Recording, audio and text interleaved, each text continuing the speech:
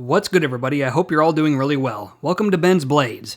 Today, we're going to screw around with a Hinderer XM-18. This one is a tri-way pivot, 3.5-inch slicer.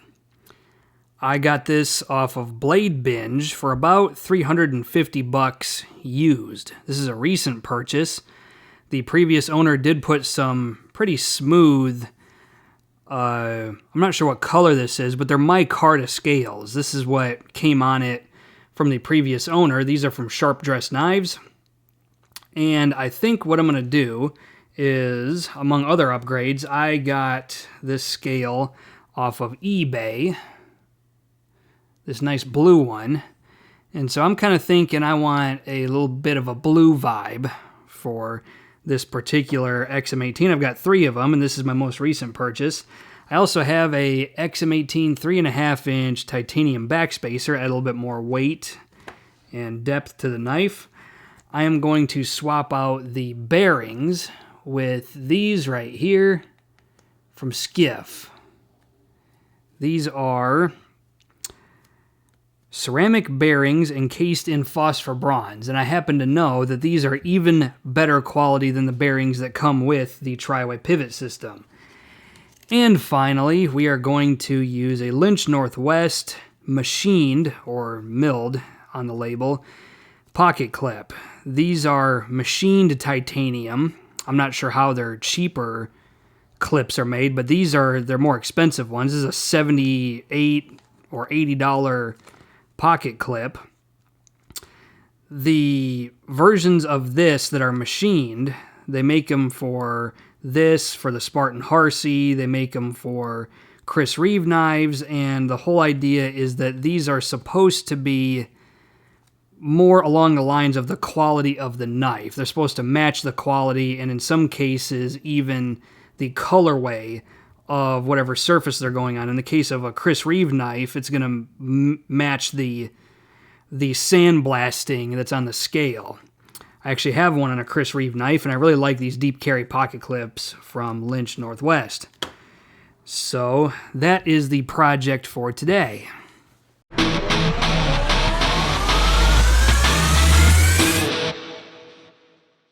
Alright, so with the Hinderer knife, you need pretty much every tool on earth to take this damn thing apart. I don't know why they do this, but this is how they do it. So you need a flathead, you need a spanner bit, you need a Phillips, and you also need a 5/64th hex, I believe is what it is. Yes, 5/64th. So the way I tend to do this, I have a Hinderer Amorers tool. That's what this is right here. These are hard to come by. They're not readily available. They go in and out of stock really quickly. So what I'm going to do is I tend to unscrew it because I don't really need all that much torque. If you're not going to use a Hinderer Amorers tool, I recommend you use a flathead that is as close to a perfect fit as you can possibly get, because I have stripped out and kind of marred the flathead screw before.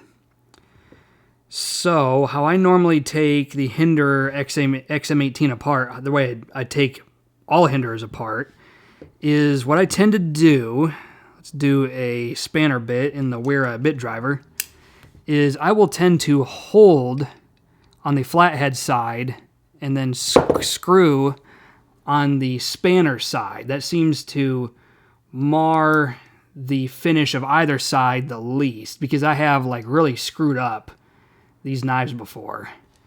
And so I've found that unscrewing on the spanner side, especially if it's tight, is gonna give me the least chance of like screwing up the G10 or micarta scales, depending on what's on there. And I've noticed the spanner bit doesn't tend to scratch or scrape against the titanium side that much anyway. So now that we are visibly backed out away from the scale, now I'll go ahead and unscrew it with the flathead side. This knife is a fairly new purchase. It hasn't been taken apart since I bought it. it has a really weak detent. Because I have an older 20CV XM-18 that's a tri-way Gen 6 XM-18, and the detent on that is so tight, it's almost frustrating. Like, it's almost painful to flip. It's such a strong and tight detent. But this one is awkwardly soft and light. It's almost like somebody screwed with it. I guess we'll find out. We're about to take it apart for the first time anyway. So now we got the screw taken off. Let's go ahead and grab the CountyComm bit driver and take the rest of this guy apart. Hold on to your blades.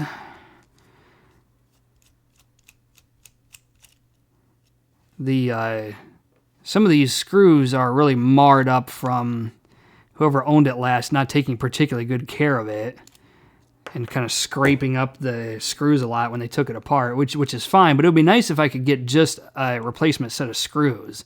I mean, I suppose I could call Hinderer and they would just replace them as like warranty work, but I don't want to go that route if I don't have to. And then these, the Chicago screws, will just kind of fall right out, which I hate putting it back together. And here's the Sharp Dressed Knives scale, my card of scale. It wasn't a bad looking knife with this on it. I was just in the mood for a brighter colorway, so that's why we're going to go with blue G10. Used on eBay, I think I paid like $35 for this. Used on eBay, so that's good stuff. And I'm going to back the knife blade down just a little bit, and then everything should pretty much drop free in a mess of parts, is how Hinderer knives tend to come apart. And here we have the tri-way pivot bearings. The Skiff bearings actually have more balls than the stock ones. I love having more balls than everybody else. That's just, that kind of just works out for me. So that's what we're going to do, is we're going to ditch these tri-way pivot bearings and put the Skiff ones in. And we're also going to take the pocket clip off, which is where this comes in. You've probably seen this in the corner of my screen a lot. It has 2 flat heads and then 3 varying sized Phillips heads. And so that's really nice for Hinderer knives, especially if you're going to take a pocket clip off. So, because for some reason they have to use every type of fucking screw under the sun. I don't know, it just irritates me that knife companies do this. I have no idea why they do this crap. And here is the stock pocket clip, if I can get it to focus. It's a non-deep carry pocket clip, which is fine with me because there's a little bit sticking up out of your pocket when you carry the knife, which for a longer knife is fine, and I accept that in a lot of my Hinderers, my 2 Jurassics and my 2 other XM-18s, but for this one I kind of want a deep carry pocket clip, and so we're going to go that route. Alright, now I'm going to take this blade with no knife handle attached to it, and we're going to break this pocket clip out of here. This is the Lynch Northwest machined pocket clip. Notice how you don't need a filler tab for this. It's just all machined as one solid piece. And I think it actually matches the color and the texture of the lock bar side pretty well. So great job from Lynch Northwest. All right. We are going to, whoa. What is this? I don't think I've seen that on my other Hinderers. It's like a crap load of detent holes. Well, the detent is on this side, of course.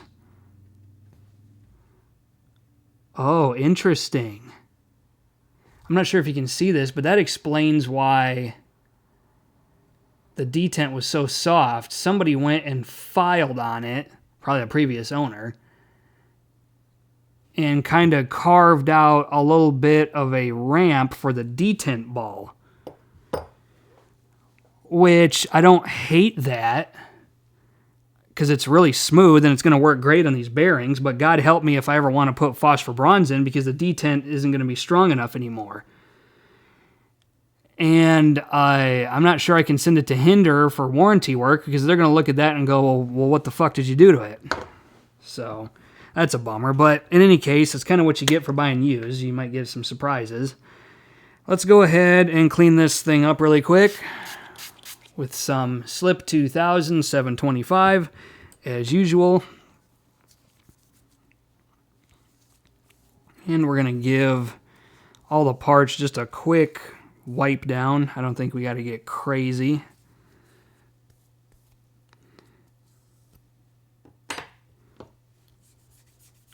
So the Hinderer XM-18, for those who don't know, because I probably am going to have a lot of people who are personal friends or family watching this before a lot of knife enthusiasts, the Hinderer series of knives, particularly the XM-18, is a $425 knife brand new. So I think I did pretty good getting this thing for $350, even if it is a little awkward and has some irregularities to it. It's still a functional knife that is going to carry well and see a lot of use. Let's go ahead and take care of these Chicago screws. Just get a little bit of the 725 on there. It doesn't need a lot.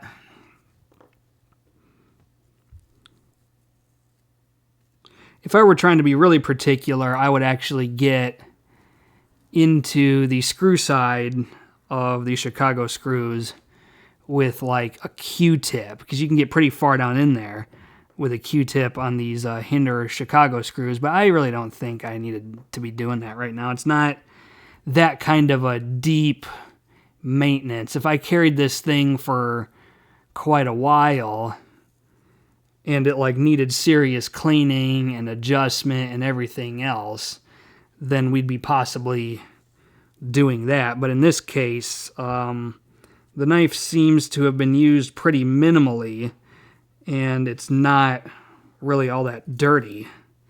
So I'm not going to go crazy with all this extra maintenance. I'm just going to do this with my bare hands.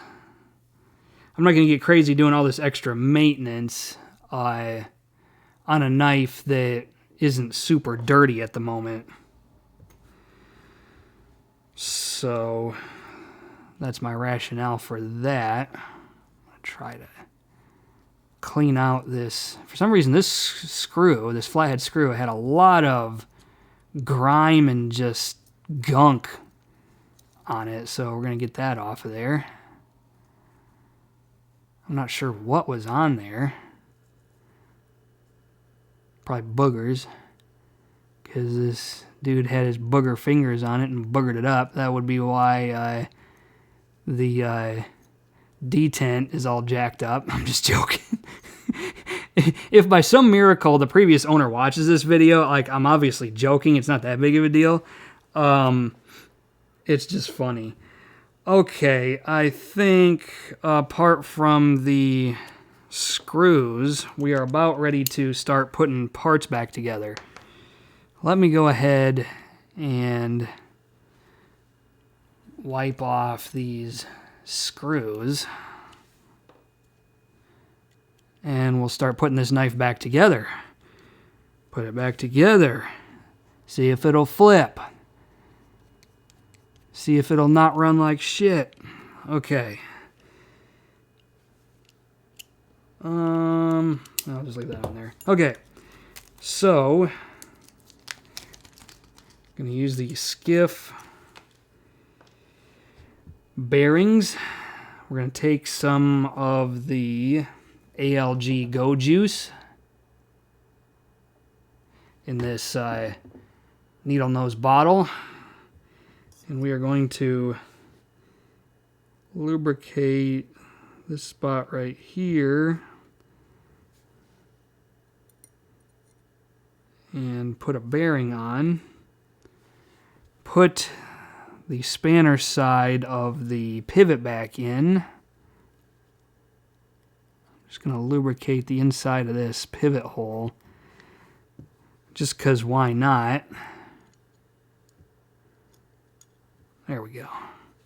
Set that down right there.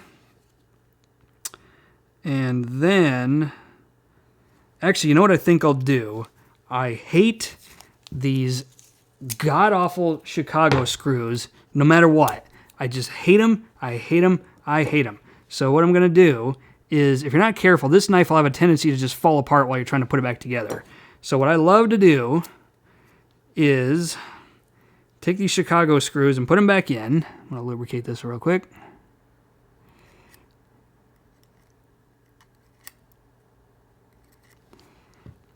And then tape them down with some painter's tape. Because otherwise you'll turn it upside down to put the screw side back in, and everything will just freaking fall apart. And you have to start all over. It is so annoying. But, you know, that's what you get for higher end or even semi-custom knives, is they tend to just be made awkwardly. I don't get why. Okay, so that's not going anywhere. That's perfectly fine. Let's go ahead and lubricate the other side of the bearings. Just want to get just a little bit on there. And then we're going to put the blade back on, but not before we use some Slip 2000 Extreme Weapons grease for the detent path and the detent ball. I use grease instead of oil because grease has more staying power. It's less likely to creep than some other... I'm actually going to wipe this off a little bit more. It's less likely to creep than a lot of oils are. So for whatever that's worth. So I load up the detent hole and then just kind of put a little bit of grease over the detent path. And it's going to be too much, and I'm going to have to wipe some of it off. Yeah. I know, but that's the beauty of these knives, is that I can just do that. I can just wipe off the excess. So now, I'm not using these anymore because I have a backspacer now. So those can just sit right there. I better put the backspacer on before I forget to do that. Lately I've been taking knives apart and getting them halfway back together, and I'm like missing steps. So better to get this done right the first time.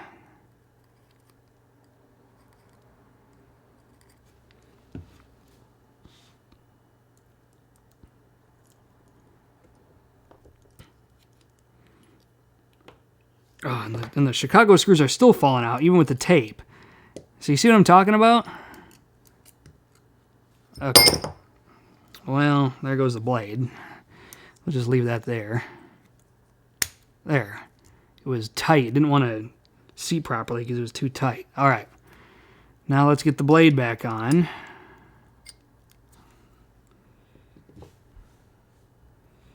And now the other bearing. These Skiff bearings have been consistently impressing me lately. They're just a noticeable increase in quality, at least in terms of how the knife feels when it deploys. I'm not sure if it's functionally making any difference. I know it's supposed to spread the pressure out across more bearings such that it's less likely to create indentions. But that's anecdotal. We really don't know for sure if it's just that simple. Okay, so now we're coming back together. I'm going to take these hex bits and try to screw them back in.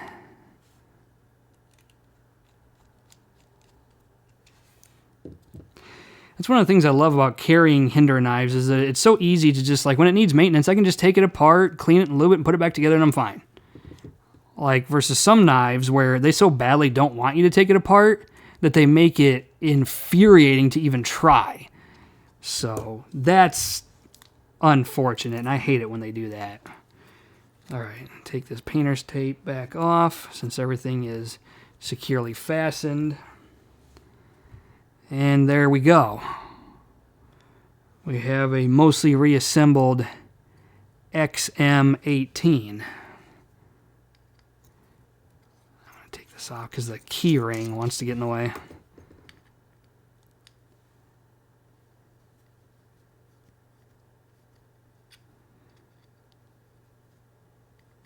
And like I said, I'm going to screw this down until it gets about flush with the G10, and then I will tend to tighten it back down with the spanner side. That's probably over tight. We'll adjust it here in a second.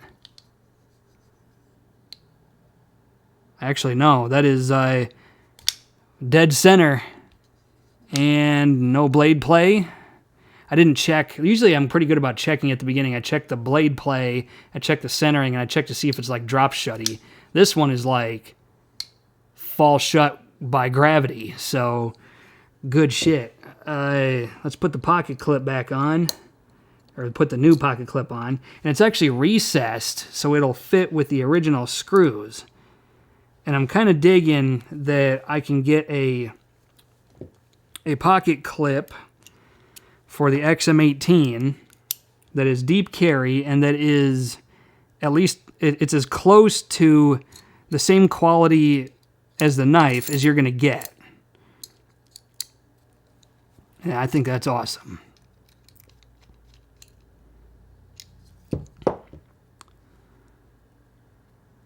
Because there are other companies that make pocket clips for this, and it just seems like it's a noticeable downgrade in quality, where you feel like you paid a lot of money for an expensive folding knife, and then 90% of the knife is the same quality, but then you put a replacement part on that's just a step down. It's just like, I don't know how I feel about that. So here it is. We now have a blue knife that has a deep carry pocket clip, and oh my god, the smoothness of this knife. And it is perfectly dead center without any effort at all.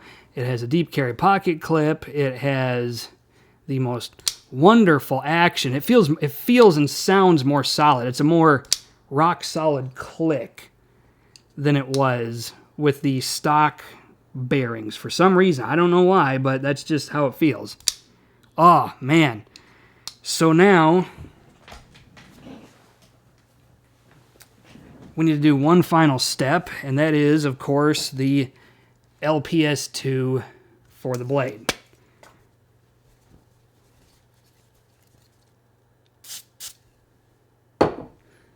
And like I've said in previous videos, this is going to add another layer of corrosion resistance that's just temporary.